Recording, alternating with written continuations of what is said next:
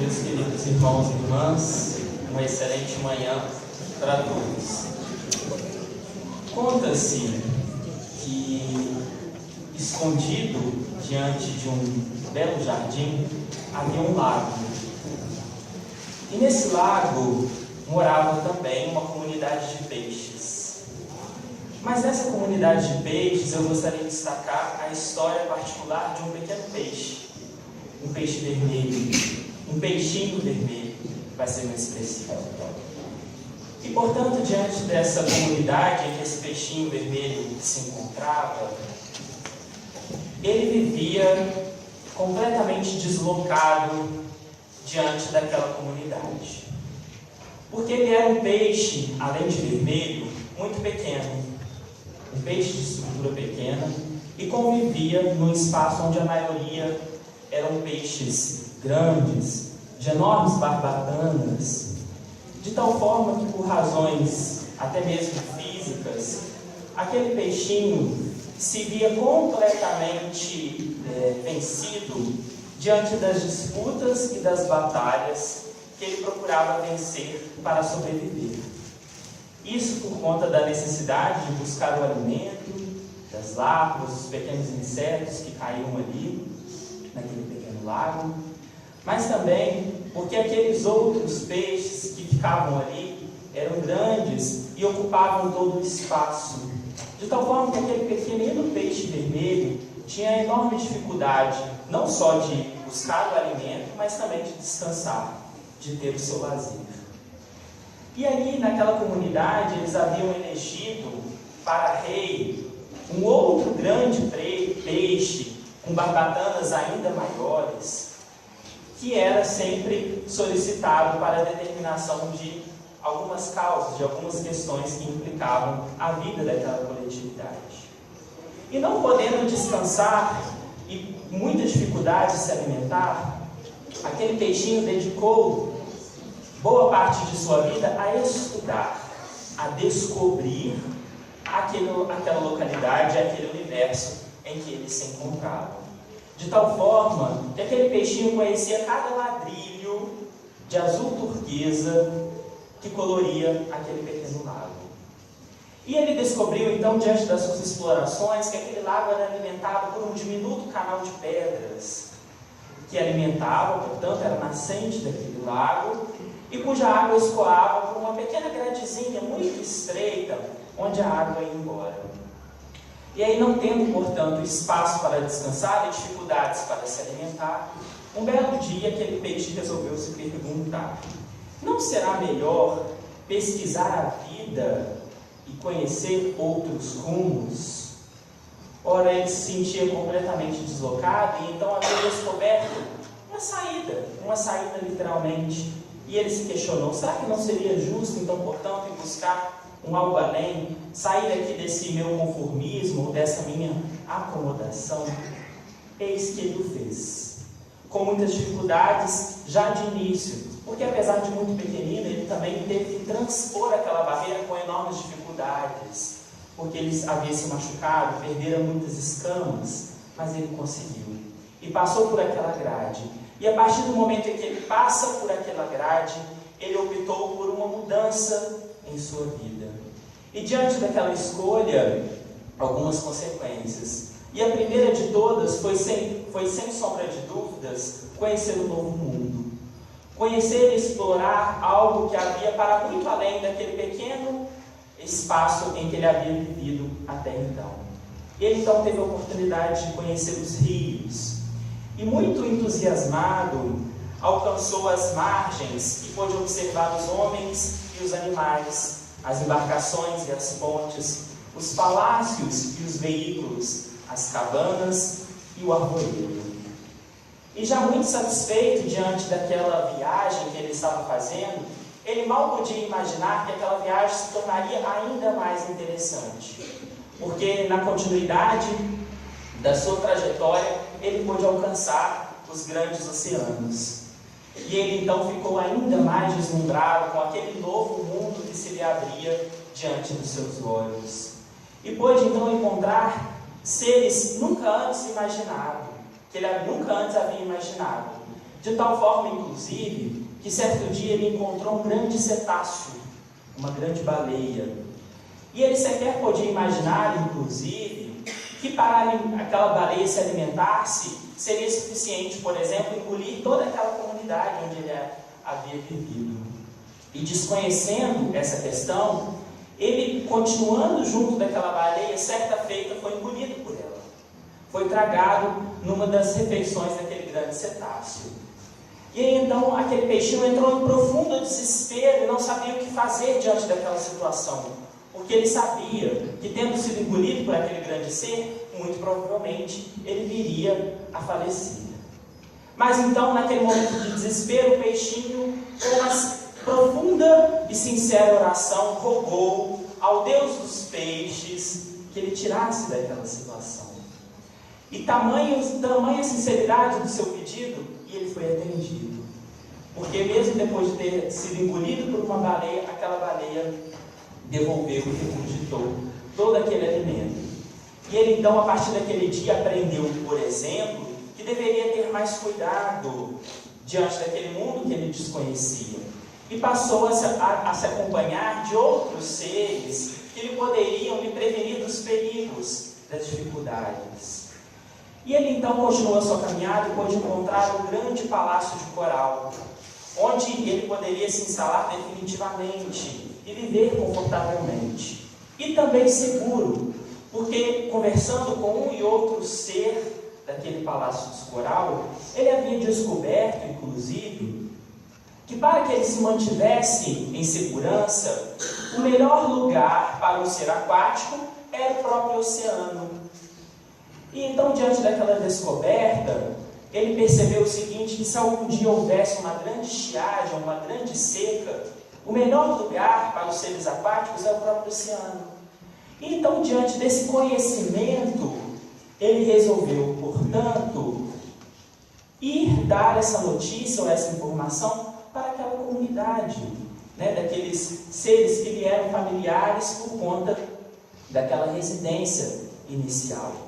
E ele então, lembrando-se daqueles seres com os quais ele havia vivido boa parte de sua vida, ele resolveu traçar o caminho de regresso, o caminho de retorno.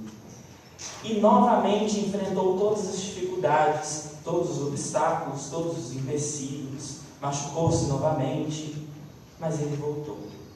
Ele voltou porque ele sabia, ele se sentia na obrigação moral de dar retorno àqueles seres com os quais ele havia convivido boa parte de sua vida. Afinal, ele havia se questionado: não seria justo retornar e anunciar-lhes a verdade? Não seria nobre ampará-los, prestando-lhes a tempo valiosas informações? Ele então não hesitou. E ele dava por certo que todos aqueles seres com os quais ele convivia, que eles ficariam muito felizes de tê-lo novamente naquela pequena comunidade. E ele então seguiu sua marcha e chegou àquele velho lago e pôde constatar que, na bem da verdade, a realidade com a qual ele havia imaginado era muito diferente. Porque a primeira impressão que aquele peixinho vermelho teve no retorno ao velho lago foi a de que o tempo não havia passado para eles. Porque aqueles grandes peixes enormes continuavam revezando-se entre a gula e a preguiça. De tal forma que ele inclusive começou a dar notícias daquele mundo que ele havia descoberto, nos grandes rios, nos oceanos. Mas ele pôde perceber, inclusive, que aqueles peixes sequer haviam dado pela sua ausência.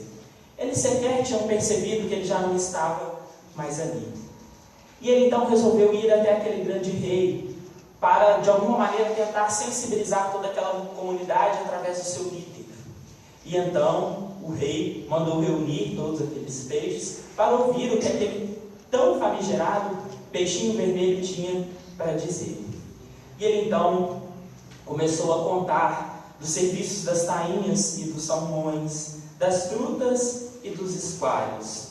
Deu notícias do peixe-lua, do peixe-coelho, do galo do mar. Contou que vira o céu repleto de astros sublimes e e que descobrira árvores gigantescas, barcos imensos, cidades praieiras, monstros temíveis, jardins submersos, estrelas do oceano, e ofereceu para conduzir todos eles até aquele palácio de coral, onde viveriam todos, prósperos e tranquilos, já que apenas no palácio de coral todos eles viveriam confortavelmente e seguros diante do risco de haver uma grande seca. Mas finalmente ele havia informado que aquela felicidade a qual todos poderiam acessar haveria um preço a se pagar. Todos aqueles peixes demandariam estudar e conhecer os perigos daquele caminho, até mesmo para que, assim como ele, não fosse tragado por um outro enorme ser. E eles precisariam também emagrecer para passar pelos pequenos canais até alcançar o grande palácio de coral.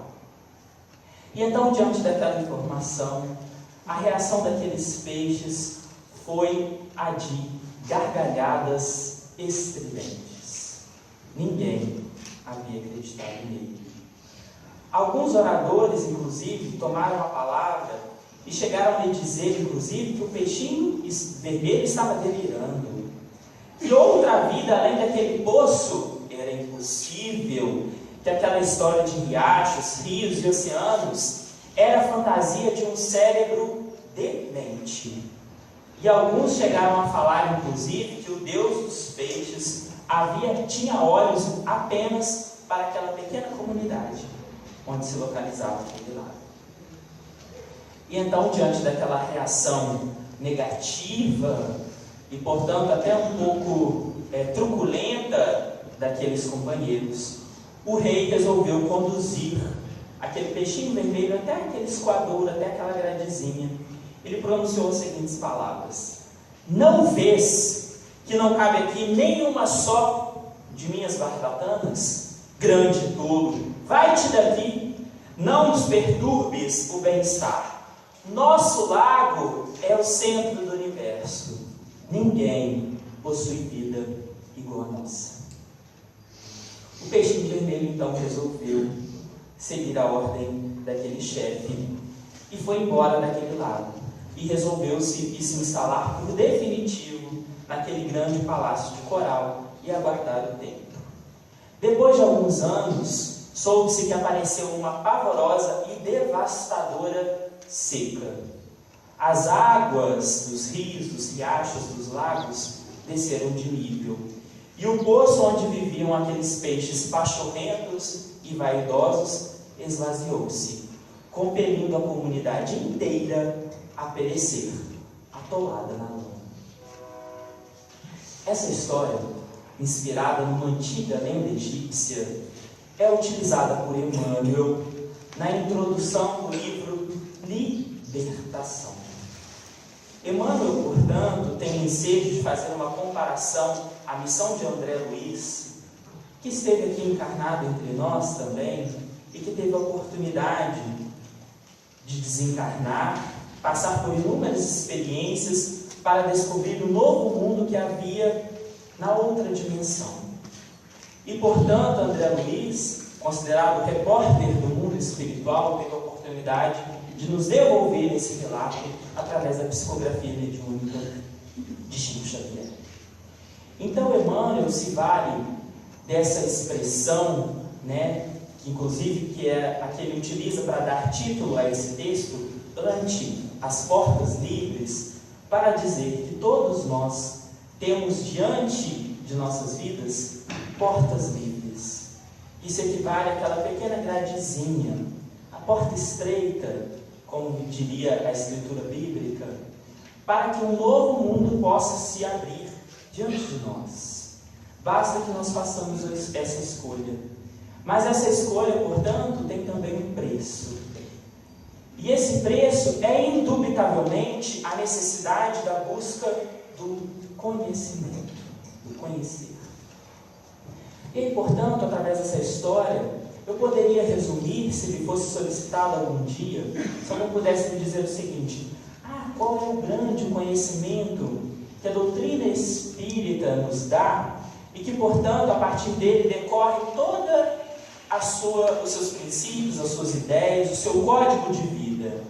Eu diria que o princípio ou a sabedoria mais elementar que o Espiritismo vem nos dizer é a de que nós somos essencialmente espíritos.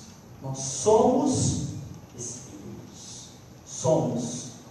E o ser, nesse caso, para nós, indica uma condição mais perene, duradoura.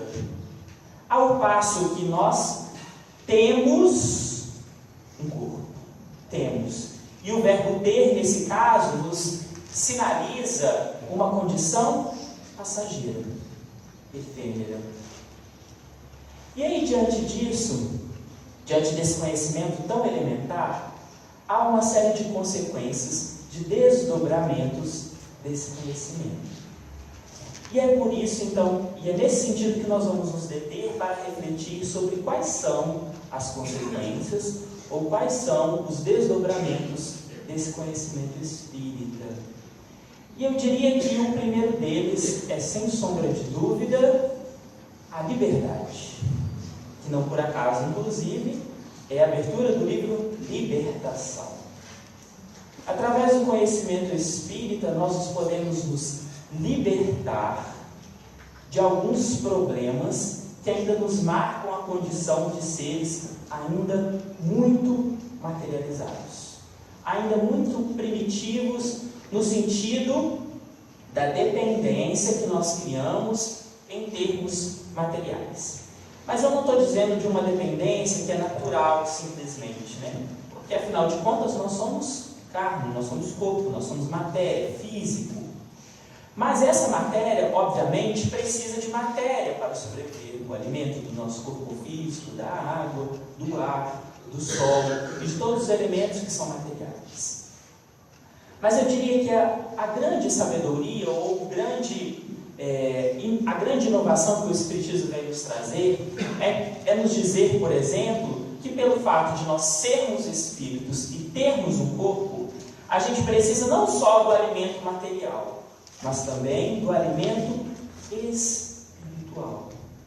E eu diria que muitos de nós nos esquecemos cotidianamente da necessidade da busca desse alimento. Porque muitas vezes nós voltamos às nossas preocupações, às nossas ansiedades, às nossas inquietudes, apenas para as buscas dos bens materiais. Nos esquecemos frequentemente que tão importante ou mais do que a busca do alimento material é também a busca do alimento espiritual. Qual seja, por exemplo, a necessidade da prática do bem, a necessidade de aprimorarmos as nossas virtudes, de nos aperfeiçoarmos, de trabalharmos com os nossos maiores obstáculos que estão dentro de nós mesmos, que são as nossas imperfeições, os nossos defeitos, esses problemas que todos nós ainda trazemos na nossa interioridade. Então, de certa maneira, o que a proposta espírita está nos dizendo é um caminho que nós vamos buscar no sentido da nossa espiritualização e, portanto, uma libertação diante de problemas tão mesquinhos aos quais a gente ainda se prende, muitas vezes movidos pelos filhos do egoísmo e do orgulho. Segundo Allan Kardec, as duas maiores chagas morais da humanidade é o egoísmo e o orgulho. Santo Agostinho complementa dizendo que todos os males têm origem nessas duas maiores chagas morais.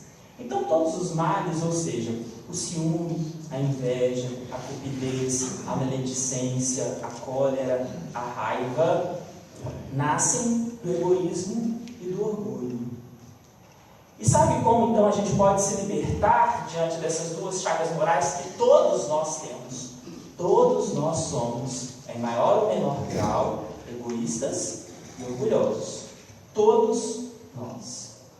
Então, como que a gente pode se libertar, já que a primeira consequência é produzir essa nossa emancipação, essa nossa autonomia? O que a gente pode fazer?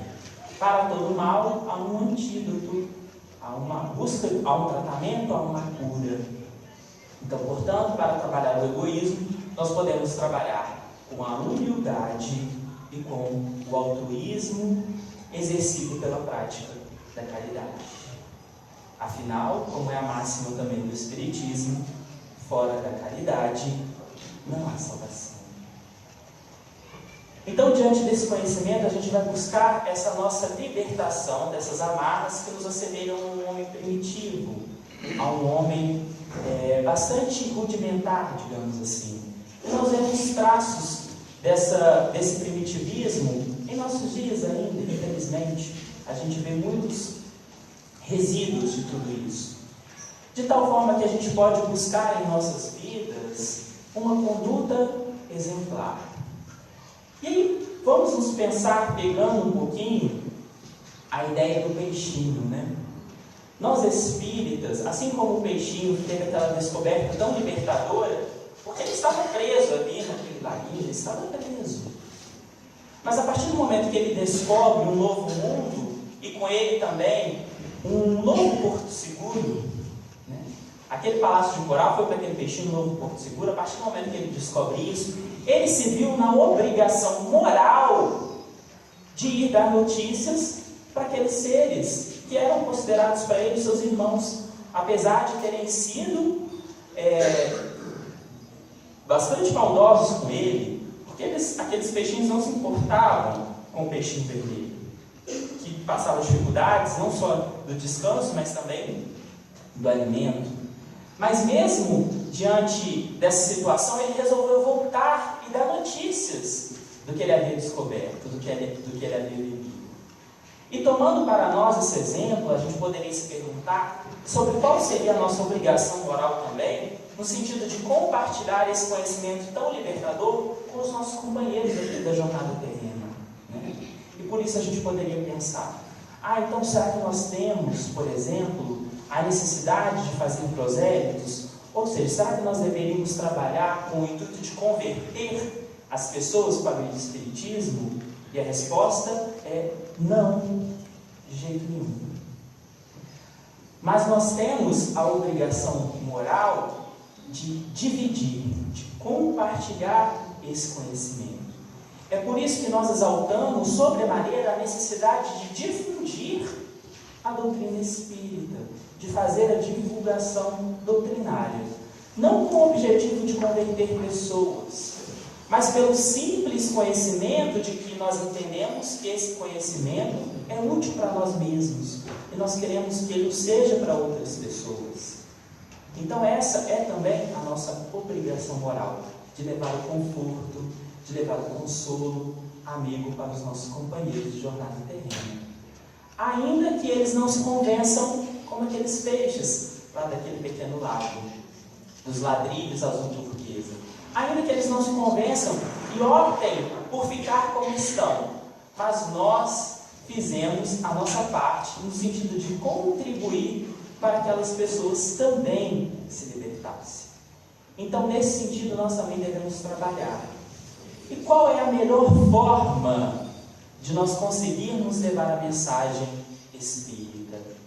Que não a prática, que não os gestos, a nossa atitude.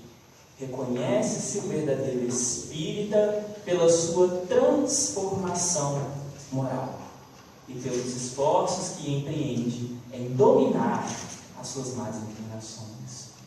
Então, o quanto nós temos feito no sentido de nos modificarmos, de nos transformarmos? É preciso a gente pensar.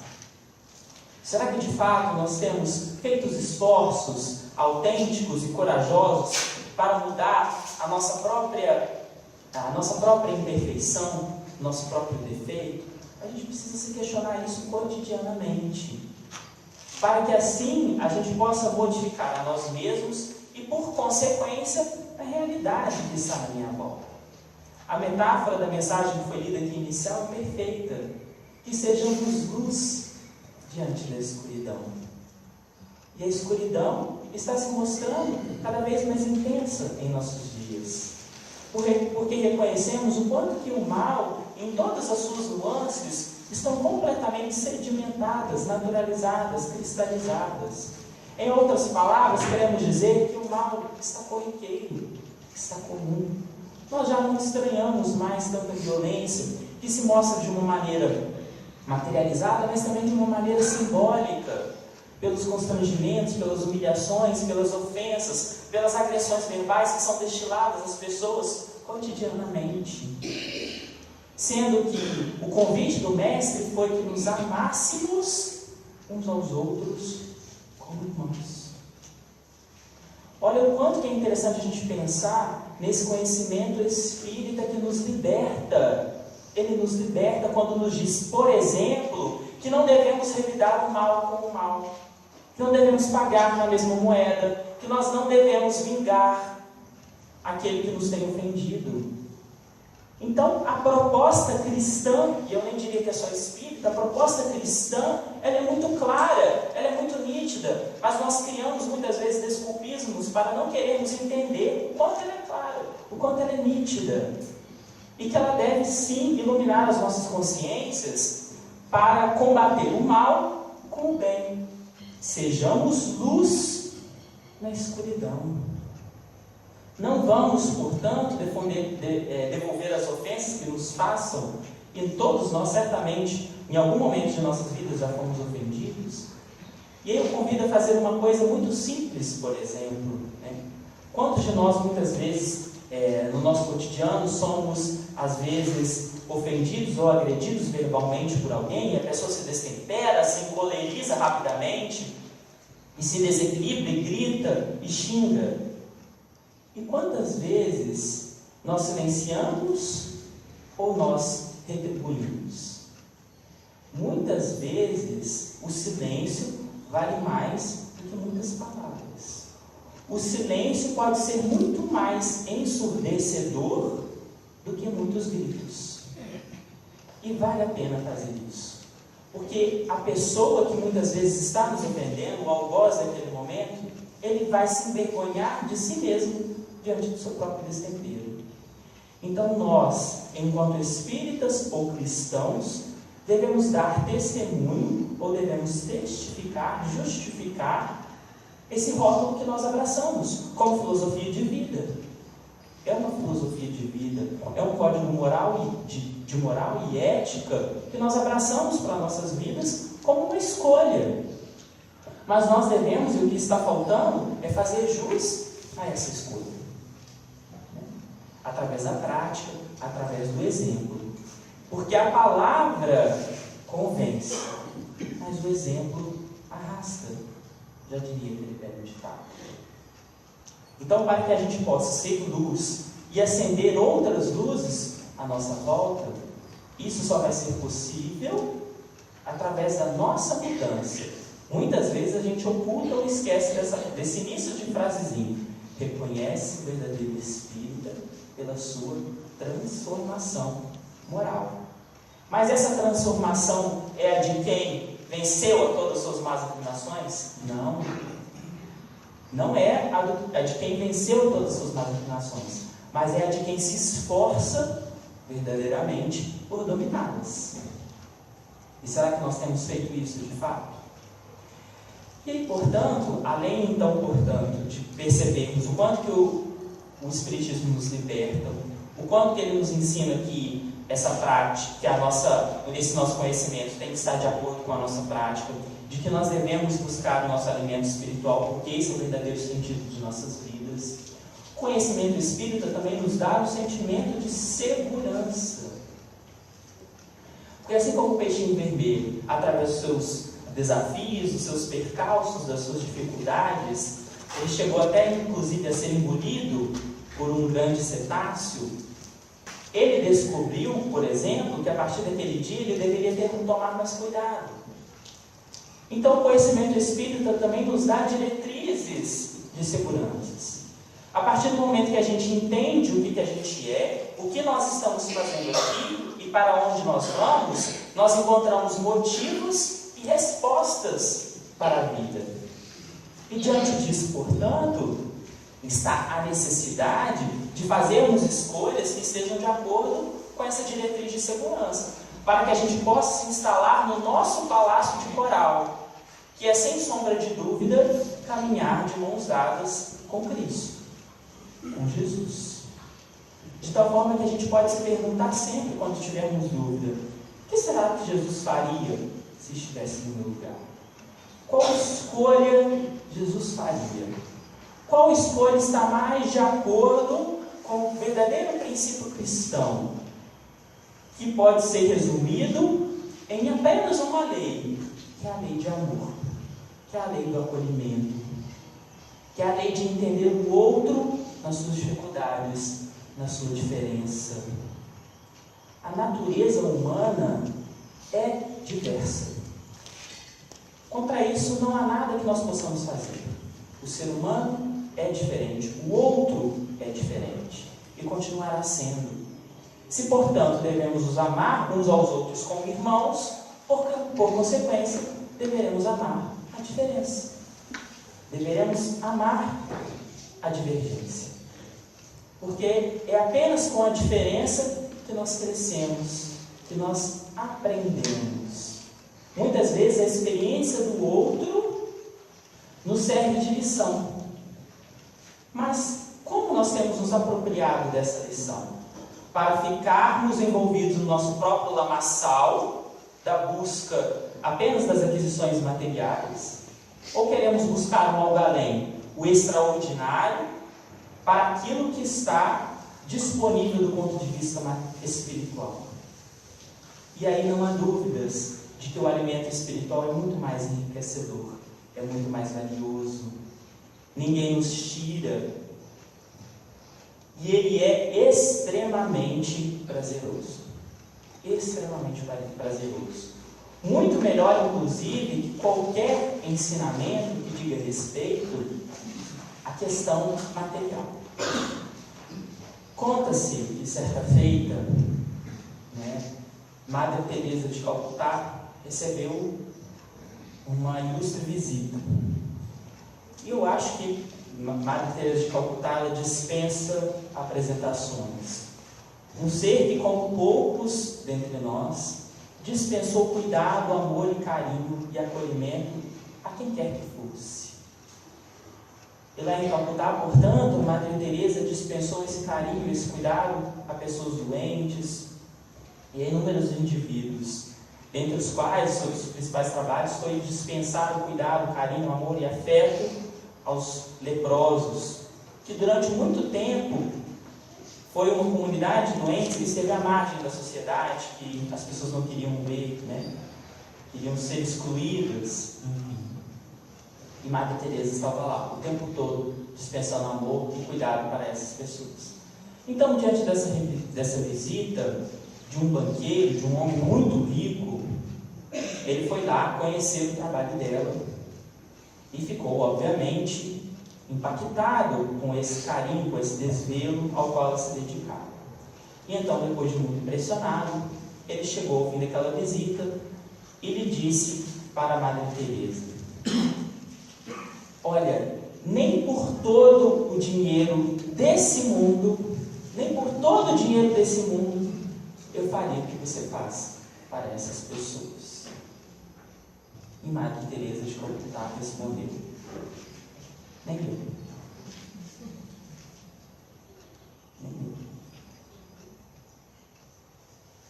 Porque Madre Teresa também já sabia, como uma legítima cristã, que a melhor aquisição que uma pessoa pode ter na vida é o amor. É o amor. Apenas o amor pode nos libertar e pode nos salvar desse cipoal de sofrimento e de escuridão que nos assombra diariamente. Espíritas, amai-vos, eis o primeiro mandamento. Instruí-vos, eis o segundo. O amor, colocado pela espiritualidade superior, é algo que nós devemos buscar ainda mais. Mas também, logo em segundo momento, é a instrução, o conhecimento. O conhecimento e a informação são formas de poder. A partir do momento que aquele peixinho vermelho empoderou-se do conhecimento da realidade que havia para além daquele palácio de coral, Ele garantiu a sua tranquilidade, Ele garantiu o seu conforto, Ele garantiu o seu alimento. E o conhecimento é uma fonte inesgotável. Eu gosto muito daquela metáfora que diz que conhecimento é como uma ilha. Então, quanto mais a gente estuda, mais a gente vê que não sabe. Eu diria que o maior conhecimento de todos é aquele da filosofia antiga que diz: só sei que nada sei. A negação do conhecimento é também, em última análise, uma definição da necessidade da humildade, de reconhecer que também nós não sabemos tudo. Nós não sabemos tudo, assim como o próprio Espiritismo não tem a pretensão de responder todas as coisas. Allan Kardec não disse que o Espiritismo responde todos os mistérios e todas as questões. Inclusive, deixou ao encargo da ciência descobrir as coisas que eventualmente o Espiritismo não conseguiu explorar. Então, se até mesmo a espiritualidade não nos disponibilizou todo o nosso conhecimento, nós também estamos muito distantes de desvendar todos os mistérios ou todas as questões que dizem respeito à nossa existência, à nossa jornada terrena. E nós devemos, portanto, buscar esse conhecimento. Então, quando o peixinho diz para aquela comunidade que a felicidade tem um preço, entre eles a busca do conhecimento, é essa necessidade dinâmica, ou seja, é um dinamismo. Nós não podemos parar, nós não podemos ficar parados no tempo, estacionados. Devemos ir em busca desse conhecimento. E o Espiritismo disponibiliza, o Evangelho de Jesus nos disponibiliza muito conhecimento. Basta que a gente queira buscar, basta que a gente queira acessar. Mas que esse conhecimento não fique também apenas preso à extensão dos nossos lábios.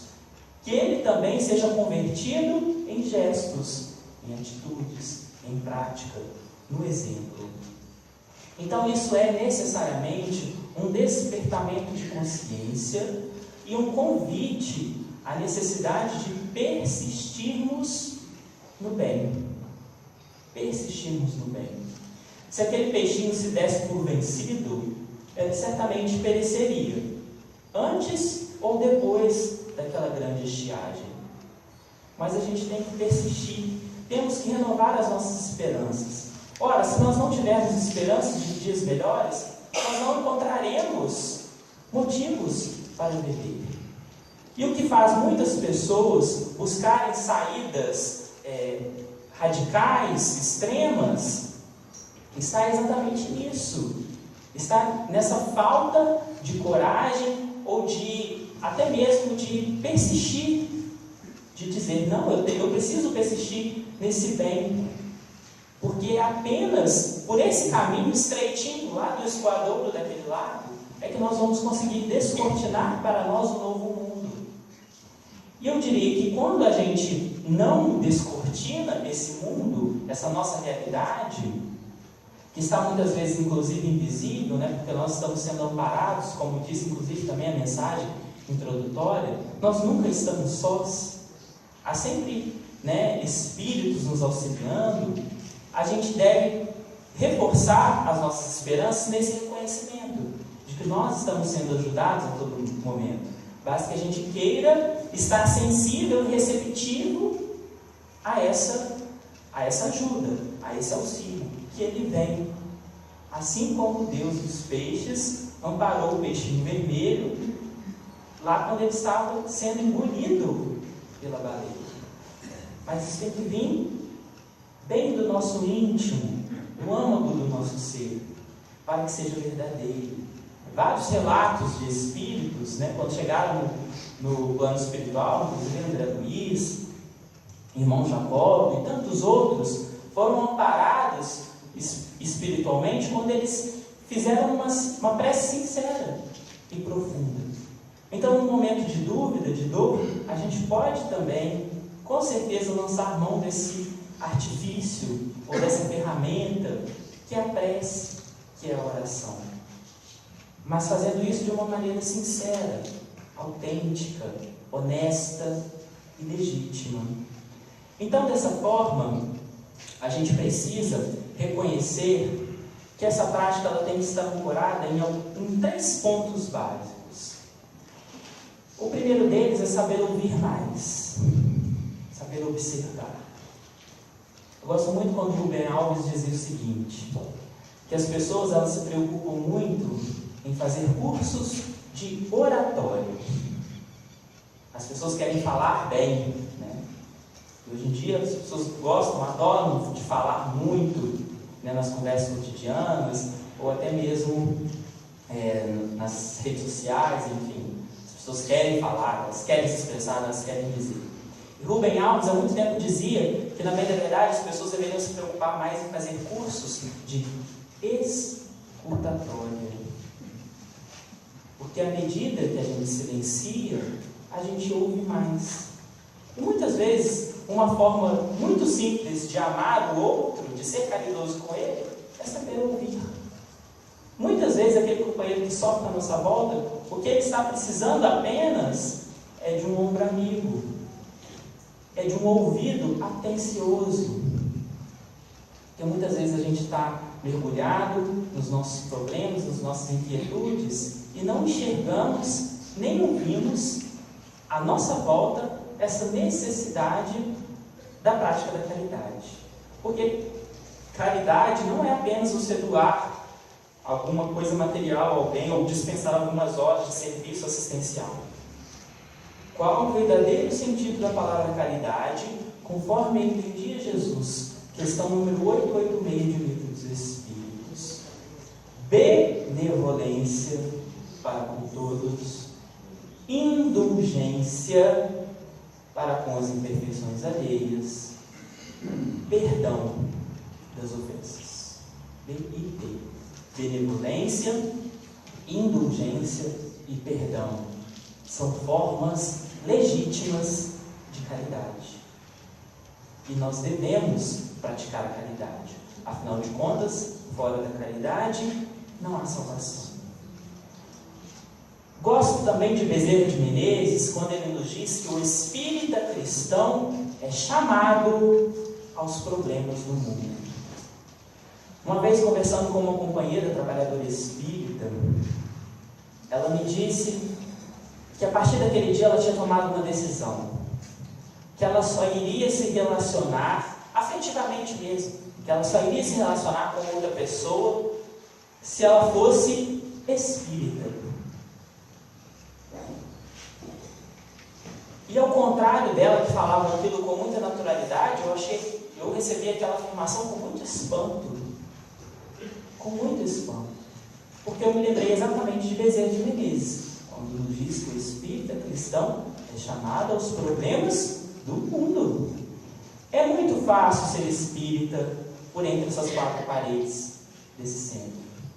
É muito fácil ser cordial, amável, manso e pacífico com o nosso companheiro dentro do centro espírita. Difícil mesmo é ser espírita cristão no trânsito, quando a gente é fechado. Difícil mesmo é ser espírita dentro do lar, quando aquela pessoa que conhece bem as nossas virtudes nos aponta os nossos defeitos e nos aponta. Difícil mesmo é ser espírita cristão com aquele companheiro no trabalho, né, que adora nos despezinhar, puxar o nosso tapete. Difícil mesmo é ser espírita cristão no mundo. E a gente tem que se esforçar verdadeiramente para ser esse espírita. A palavra convence, mas o exemplo arrasta. Que sejamos luz na escuridão. Mas o espiritismo é também a prática necessária de uma fé raciocinada. O espírita não aceita qualquer coisa sem pensar, sem raciocinar. Afinal de contas, fé inabalável é somente aquela que pode encarar a razão face a face em todas as épocas da humanidade. Então o espírita tem que ter um espírito crítico das coisas. Nós não vamos aceitar as verdades de mão beijada. Nós vamos pensar, vamos refletir, vamos estudar mais, vamos ler mais. Eu não vou aceitar as reflexões que me são dadas prontamente.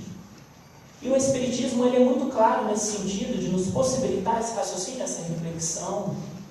E hoje em dia o que está muito patente também no seio social é exatamente isso. As pessoas não querem pensar mais, então elas aceitam aquilo que os outros já pensaram por elas. E não é isso. As pessoas têm que enxergar e entender a validade das coisas, a autenticidade, a legitimidade das ideias através de um espírito crítico próprio. A gente não pode mais aceitar isso, né? E é exatamente nesse sentido que está essa nossa libertação. Para também trazer um conhecimento científico por excelência, de um dos intelectuais mais citados no mundo inteiro, Paulo Freire, que ele dizia o seguinte, que quando a educação não é libertadora, o sonho do oprimido é se tornar o opressor. Ora, se o Espiritismo nos diz que também não devemos devolver o mal com o mal, que nós devemos retribuir o mal com o bem, que nós não podemos ser vingativos, está muito nítida a necessidade de nos libertarmos desse desejo de vingança que muitas vezes nós alimentamos. A gente não pode mais compactuar com essas mesquinharias, com esses primitivismos. O Espiritismo é, portanto, por excelência, uma pedagogia também libertadora. Também libertadora desse mal, do qual a gente vai se desvencilhar, a gente vai se desprender, a gente vai se desapegar. Não é só o apego material, não. É também o apego das nossas imperfeições. Quantas vezes nós vemos pessoas falando que se orgulham dos próprios defeitos? Ah, eu sou assim e não vou mudar. Quantas vezes a gente ouve isso? As pessoas têm orgulho até dos próprios defeitos. Isso é uma incoerência absurda. Ah, eu sou assim e vou continuar assim, vou morrer assim. O problema é que, muitas vezes, essa morte, digamos assim, não é só a morte do corpo físico, é a morte também daquilo que representa a nossa existência, o sentido da nossa existência. Nós estamos encarnados para nos aperfeiçoarmos. Então, quando a gente vê pessoas que se orgulham das suas próprias iniquidades, elas se orgulham também de se manter inertes, estacionados, parados diante do tempo, malbaratando, desperdiçando essa experiência misericordiosa que Deus nos oferece. Então, nós precisamos fazer uma escolha de vida, devemos optar, passar por aquele estreitinho canal do lago da nossa existência, para que o novo mundo se desdobre diante de nós. E poderemos, para isso, diante de todos os momentos de dificuldades, requisitar o auxílio da espiritualidade amiga, de Deus, dos bons espíritos, para nos amparar, nos envolver, nos intuir, nos sugerir a melhor escolha e o melhor caminho. Basta que a gente queira sinceramente, com toda pureza de coração, para que a gente obtenha esses recursos que estão disponíveis. Então, nós elencamos, acredito, uma série de conhecimentos ou de consequências do conhecimento espírita que estão à nossa disposição e que eu espero que a gente opte por legitimar ou por praticar todo esse conhecimento. E já encerrando essas reflexões, eu queria terminar com também algumas palavras de Emmanuel no livro Pão Nosso, em que ele intitula exatamente Entendimento. Entendimento. E ele começa esse texto em epígrafe com uma frase de Paulo numa carta aos Romanos dizendo: transformai-vos pela renovação do vosso entendimento. Quando nos reportamos ao problema da transformação espiritual, a comunidade dos discípulos do Evangelho concorda conosco quanto a semelhante necessidade, mas nem todos demonstram perfeita compreensão do assunto. No fundo, todos desejam a modificação. No entanto, a maioria não aspira senão a mudança de classificação convencional. Os menos favorecidos pelo dinheiro buscam escalar o domínio das possibilidades materiais. Os detentores de tarefas humildes pleiteiam as grandes posições. E num crescendo desconcertante, quase todos pretendem a transformação indébita das oportunidades a que se ajustam, mergulhando na desordem inquietante. A renovação indispensável não é a de plano exterior flutuante. Transformar-se-á o cristão devotado não pelos sinais externos, e sim pelo entendimento, dotando a própria mente de nova luz, em novas concepções. Assim como qualquer trabalho terrestre pede a sincera aplicação dos aprendizes que a ele se dedicam, o serviço do aprimoramento mental exige constância de esforço no bem e no conhecimento. Ainda que é forçoso reconhecer que a disciplina entrará com fatores decisivos. Não te cristalizes, pois, em falsas noções que já te prejudicaram no dia de ontem. Repara a estrutura dos teus raciocínios de agora ante as circunstâncias que te rodeiam. Pergunta-te quanto ganhaste no Evangelho para analisar retamente esse ou aquele acontecimento do teu caminho. Faze isso, e a bondade do Senhor te auxiliará na esclarecedora resposta a ti mesmo. Muito obrigado.